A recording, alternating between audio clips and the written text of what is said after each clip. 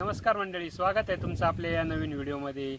आता रब्बी सीझन सुरू झालेला आहे आणि रब्बीमधील एक नगदी पीक लसणाची लागवड साधारणतः ऑक्टोबरच्या 1 तारखेपासून आणि 15 ते 20 नोव्हेंबरपर्यंत या दरम्यानची लागवड केली जाते।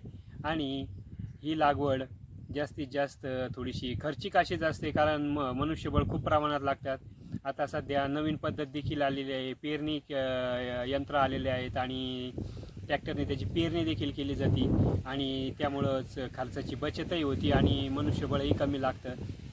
आणि तितक्या प्रमाणात एकदम व्यवस्थित उगवण जरी झाली नाही तरी बऱ्यापैकी जर आपल्याला व्यावसायिक पीक करायचं असेल तर पेरणीला देखील पर्याय नाही आहे। आणि हे एक रब्बी सीझनमधील मुख्य आणि नगदी असं पीक आहे, कारण हे सर्व जो लसूण आहे हा भाज्यामध्ये वापरला जातो। लसणामध्ये देखील दोन प्रकार आहेत, एक आहे पांढरा लसूण आणि दुसरा आहे जो गावरान लसूण।